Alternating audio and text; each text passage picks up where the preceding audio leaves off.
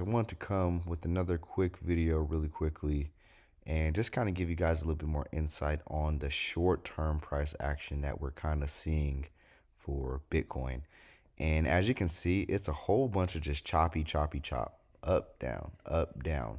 Now, this is not regular, what we're seeing here. It's very interesting because normally we have a defined trend, but as you can see, we've been basically staying stuck in between about 45,800 and about 34,000 and some change.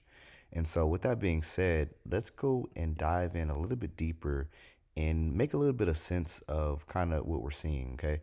So, we are in an A, B, C, D, E pattern according to Elliott wave theory, with inside of a like larger triangle.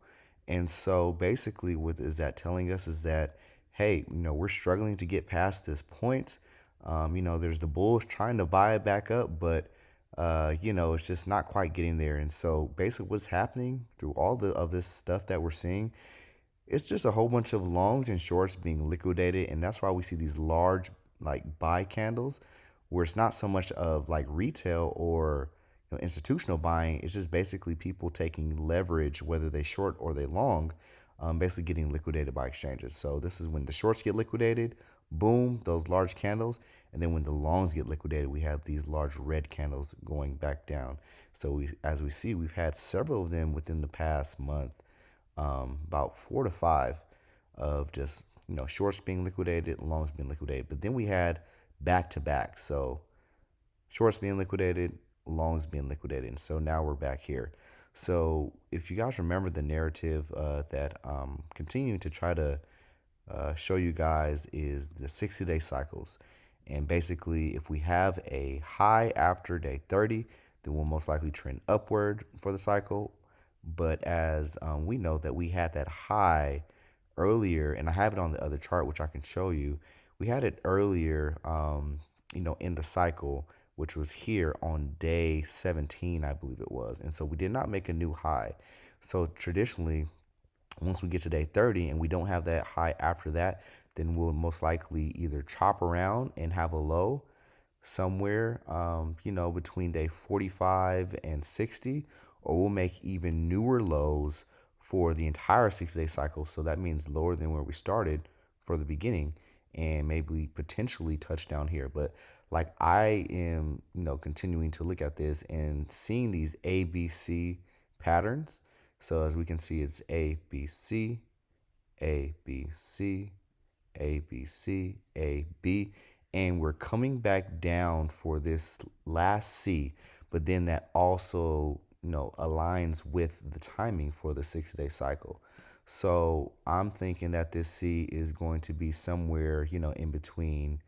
It could be as early as, the 14th, but most likely it'll be, between the 14th and the 25th, I would say, for that low, right? And so my thing is, I want to just continue to give us the best option to buy these lows. Don't really want to flirt with these higher points, even though this is relatively, decent pricing, right? Because, we're not buying these tops like from way up here, but still, with the confluence with the 60-day cycles and Elliott wave theory, we're going to put that together.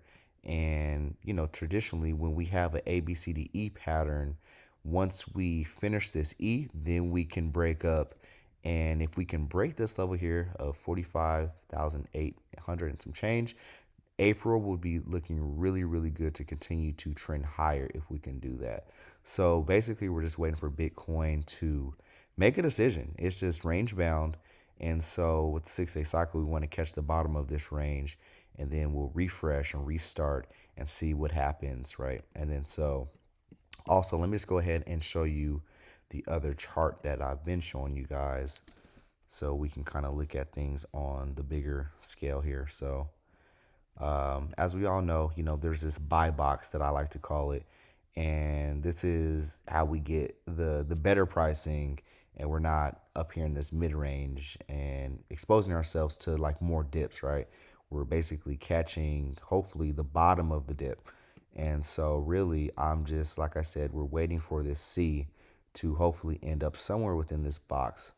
And so this white line is the Fibonacci level, the 718 level, which, things tend to come back down to when we get rejected. Because as you guys can see, we were rejected by the 50-day moving average. We tried to get above it, but we're coming back down. And so, we might see a little bit more chop before we get back down to this box, but nonetheless, we will end up here. And I would say there's probably like a 75% chance of that happening. The other 25% chance is saying, we'll chop around and find the low in here. But like I said, I really think that there's just a little bit more negative price action for us to go and fall back down in this box. With that being said, there is still also the chance. Now, this is my secondary thesis here that there is a chance that we just end up getting extremely bearish and falling back down into the 30K range, 30 to like 27K range. But nonetheless, if you guys remember, we have this very, very, very, it's like one of the strongest support lines that I've seen in quite a bit of time. But we've had this support line for all of 2021 and so far, this year as well. And there's a lot of people, a lot of long-term buyers who bought in this area. And, we tested it one time during the summer last year, but we didn't break it. And it was just a wick. And we haven't even gotten close this year. And so that would be, like I said, worst case scenario. And that's why I said we really want to stay away from buying up in here. If anything, we want to be buying in this box, which is the main scenario, because as you can see, there's this incline here where we have this this triangle that we're forming, creating higher lows, right? But then also at the same time, we have this larger trend line coming back down. And then so we have this line here, which kind of indentates that, this bigger macro triangle that we're in.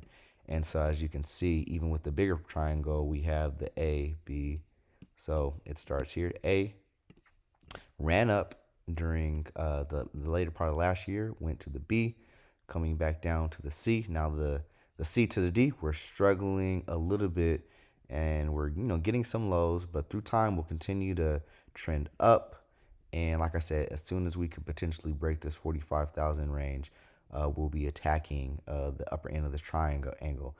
And and hey, we may just get uber bullish and break past it, and that'll be really good.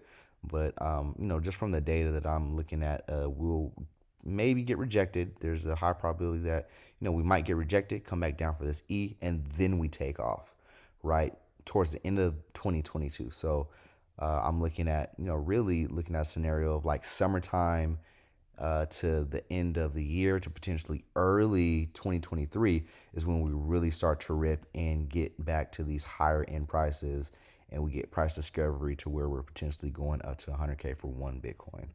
And so I want to just hit you guys with that quick little video and just give you some thoughts to think of. Mind you, this is TA. This is the probability stuff, and so I'm just trying to do the best job of giving you the information. You do what you want with it, but just the fact that you're even buying crypto is the important part. You're buying things that, one, first of all, you're willing to hold, right? Mind you, we're willing to hold whatever we're buying at least for 2 years. Because if we, you got to be able to stomach it, with the volatility, if we do go down to the downside, right? And so you want to be in a good asset, not just any Joe Schmo coin that you might think is a 100x coin that just got created 2 months ago. And so with that being said, that's all I have for you guys. Hope you guys do well with the rest of this week, and I'll be talking to you all pretty soon. All right, peace.